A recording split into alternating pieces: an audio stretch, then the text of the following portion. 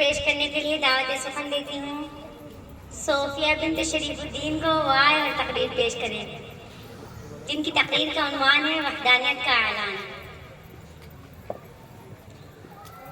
وہ یکتا ہے اکیلا ہے نہیں اس کا کوئی ثانی، وہ یکتا ہے اکیلا ہے نہیں اس کا کوئی ثانی، وہی سب کو کھلاتا ہے پلاتا ہے وہی پانی، عبادت اس کی کرتے ہیں بنی نوع انسانی، اسی کے آگے جھکتے ہیں سر شاہ وسیفانی۔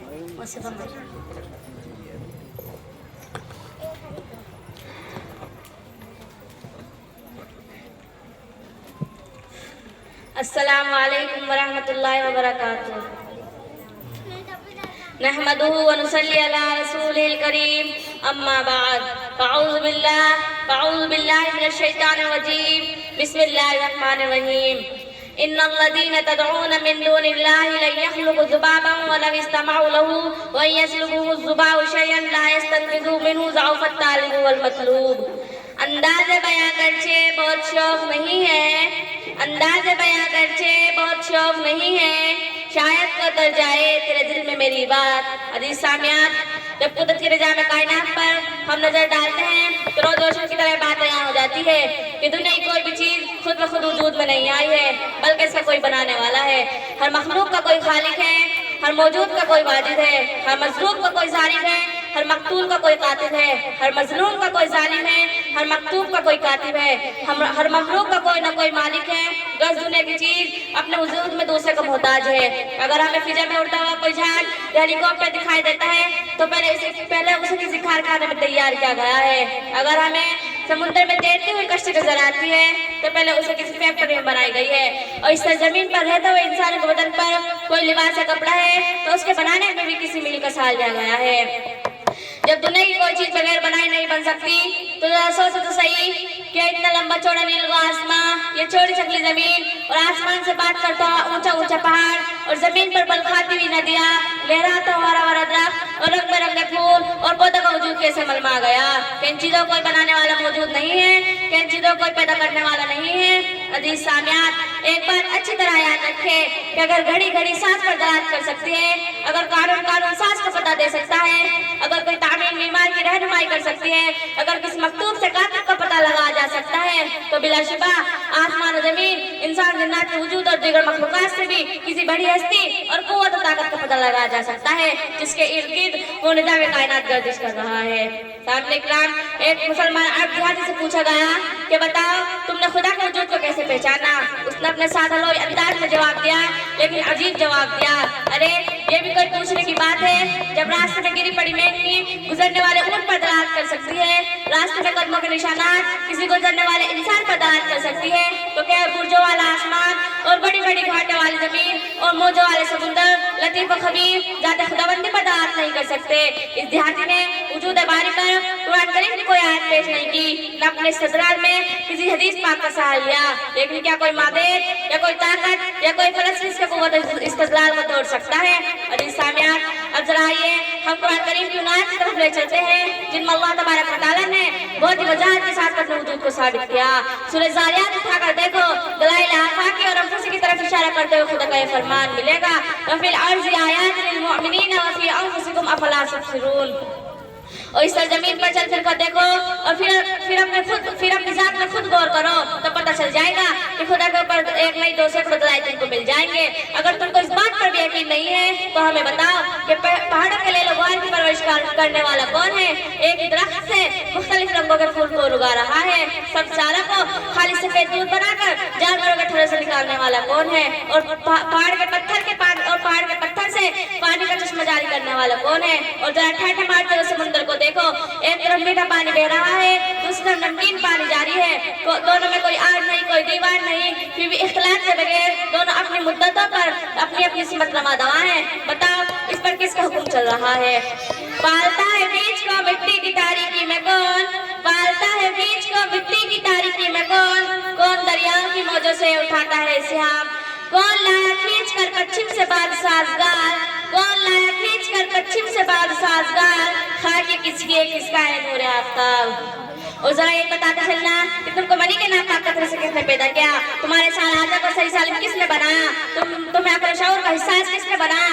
تمہیں شرف المخلوقات کا درجہ کس نے دیا؟ تم کو مسجود و ملائکہ کس نے بنایا؟ ان تمام سوالوں کا کیا جواب دو گے؟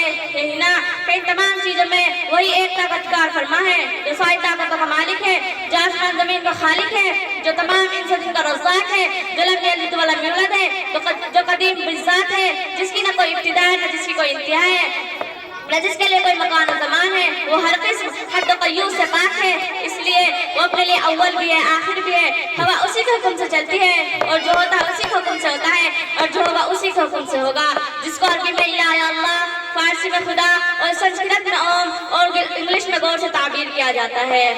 ہر شے کو تیری جلوہ گری سے ثبات ہے، ہر شے کو تیری جلوہ گری سے ثبات ہے، تیرا یہ سود ساتھ سراپا حیات ہے۔ عزیز سامعین، ہم تمام مسلمانوں کا یہ عقیدہ ہے کہ حقیقی مالک تو صرف اللہ ہے جس نے زمین اور آسمان کو پیدا کیا ہے، اور جو بتوں کی شکل میں ہے یہ اللہ تعالیٰ کے چھوٹے چھوٹے نائب ہیں اور وزیر ہیں، یہ ہمارے اور خدا کے درمیان ہے، یہ ہماری باتوں کو خدا تک پہنچاتے ہیں۔ جیسے دنیاوی بادشاہوں کا سر و اعلان ہوا کرتے ہیں تو سوچ صحیح رب ذوالجلال کو دنیاوی بادشاہ پر قیاس کیا جا سکتا ہے؟ کیا انسان نظام کو خدائی نظام کی ہمسری حاصل ہو سکتی ہے؟ نہیں، اس لیے نہیں، خالق کائنات معبود الہ بھی ایک ہے، اگر تو ہو جائے تو سارا نظام درہم برہم ہو جائے۔ لو کان فیہما الہ الا اللہ لفسدتا، اگر چند معبود ہو جائے تو زمین آسمان کا سلسلہ بہت ہی پہلے ٹوٹ چکا ہوتا۔ عزیز سامعین، آپ کو یہ پتا ہے کہ آج سے 1400 سال پہلے سرزمین عرب میں بت پرستی عام تھی، جس کی وہ صبح شام پوجا کرتے تھے، ہر خاندان، ہر قبیلہ، ہر گھر، بلکہ ہر فرد کے لیے بت الگ الگ بت متعین تھا، اور وہ خانہ کعبہ جس کو ایک اللہ کی بات کے لیے تعمیر کیا گیا تھا، اس میں 360 بت رکھے ہوئے تھے، اور ان کے سامنے وہ سجدہ کرتے، ان سے مراد مانگتے، اور جب وہ سفر میں جاتے تو اپنے خدا کو بھی اپنے ساتھ تھیلے میں رکھ لیتے، اور جہاں قیام ہوتا وہیں اس کو نکال کر اس کی عبادت شروع کر دیتے۔ اگر راستے میں کوئی خوبصورت اچھا پتھر مل جاتا تو اس کو اٹھا لیتے اور پہلے والے کو پھینک دیتے۔ یہ تھا جلالت و گمراہی کا عجیب دور۔ قرآن کہتا ہے ان الذین تدعون من دون اللہ لن یخلقوا ذبابا ولو استمعوا له وان يسلبهم الذباب شيئا لا يستنقذوا منه ضعف الطالب والمطلوب۔ عابد اور معبود دونوں ضعیف اور دونوں محتاج۔ افسوس، ارے وہ پتھر خدا کیسے بن سکتا ہے؟ اس مورتی کو بھگوان کیسے کہا جا سکتا ہے؟ نہ ہی وہ کچھ سنتا ہے اور نہ ہی کچھ دیکھتا ہے اور نہ ہی کچھ سننے کی طاقت رکھتا ہے۔ وہ تو خود تمہارا نہ اس کو نفع نقصان کا کوئی احساس ہے اور نہ کوئی شعور ہے، وہ تو خود تمہارا ہاتھ سے بنا گیا ہے۔ ارے خدا بنا نہیں جاتا، وہ تو خود بنتا ہے اور اوروں کو بناتا ہے۔ یہ ٹکوسلے چھوڑ دو اور ایک خدا کی پرستش کرو جو سب کو کھلاتا ہے اور پلاتا ہے اور سب کو مارتا ہے اور سب کو جلاتا ہے۔ وہ کسی کا محتاج نہیں، ساری دنیا اس کی محتاج۔ بیان میں نقطہ توحید آ تو سکتا ہے، بیان میں نقطہ توحید آ تو سکتا ہے، تیرے دماغ میں بت خانہ ہو تو کیا کہے۔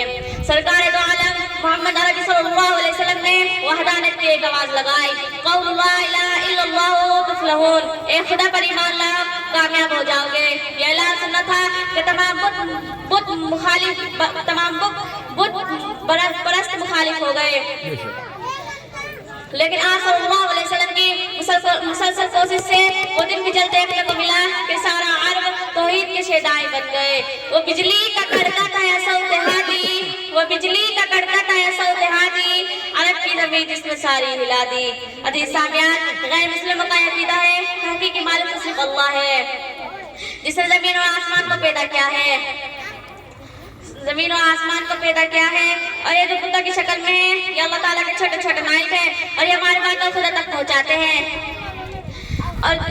اور کیا جیسے دنیا بادشاہ کا سر ہوا کرتے ہیں، کیا رب ذوالجلال کو دنیا بادشاہ پر قیاس ہو سکتا ہے؟ کیا انسانی نظام کو خدائی نظام کی ہمسری حاصل ہو سکتی ہے؟ نہیں، اس لیے نہیں، ہرگز نہیں۔ اس لیے وہ خالق ہے، یہ مخلوق ہے، وہ مالک ہے، یہ مملوک ہے، وہ قادر ہے، یہ مقدور ہے، وہ رزاق ہے، یہ مرزوق ہے، وہ غفار ہے، مغفور ہے، وہ حادث، وہ غنی ہے، یہ حادث ہے، وہ بے نیاز ہے، سب کی باتوں سنتا ہے اور پوری کرتا ہے، اور سب کی دعوتوں کو دیکھتا ہے اور تکمیل کرتا ہے، اس کا کوئی نائب نہیں نہ اس کا کوئی وکیل۔ ارشاد بانی ہے وَإِذَا سَأَلَكَ عِبَادِي عَنِّي فَإِنِّي قَرِيبٌ أُجِيبُ دَعْوَةَ الدَّاعِ إِذَا دَعَانِ۔ جب بھی آپ سے میرے بندے کے بارے میں سوال کرتے ہیں تو میں قریب رہتا ہوں اور ہر پکارنے والے کا جواب دیتا ہوں۔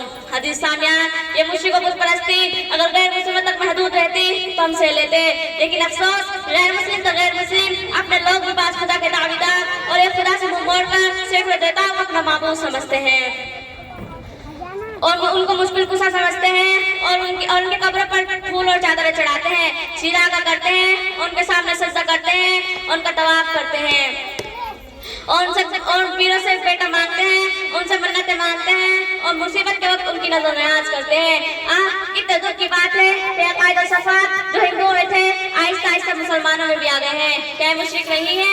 ارشاد بانی ہے وَمَا يُؤْمِنُ أَكْثَرُهُم بِاللَّهِ إِلَّا وَهُمْ مُشْرِكُونَ۔ اکثر لوگ اللہ پر ایمان لا کر بھی شرک کرتے ہیں یا ان زبان سے تو ایمان کا دعویٰ ہوتا ہے لیکن ان کا کردار اور ان کی رفتار اور ان کا گفتار سب مشرکانہ ہے۔ اے مرد مسلمان تجھے کیا یاد نہیں، اے مرد مسلمان تجھے کیا یاد نہیں، حرف لا تدعو مع اللہ الہا آخر۔ اے مسلمانوں، ذرا اسلام کے مزاج کو پرکھو، اسلام امت کے نام کیا پیغام دے رہا ہے۔ قرآن و حدیث کی زیادہ تلاشی کرو تو تمہیں بڑے اشراف و لفظوں میں اسلام کا پیغام ملے گا۔ کامل طور پر موحد بنو، اے خدا کی پرستش کرو، سجدہ اسی کے لیے کرو کسی قبر کا نہیں، نذر نیاز قربانی اسی کے لیے کرو کسی فقیر اور پیر کے لیے نہیں، تو آپ اسی کے گھر کھانا ہے کعبہ کا کرو کسی مزار کا نہیں، اس کے ساتھ کسی کو شریک نہ ٹھہرایا کرو۔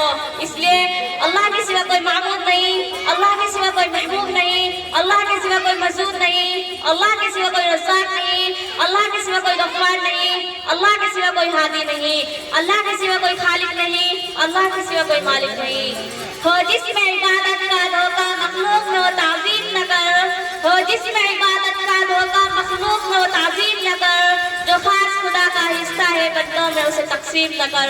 وآخر دعوانا الحمدللہ رب العالمین۔ السلام علیکم ورحمۃ اللہ وبرکاتہ۔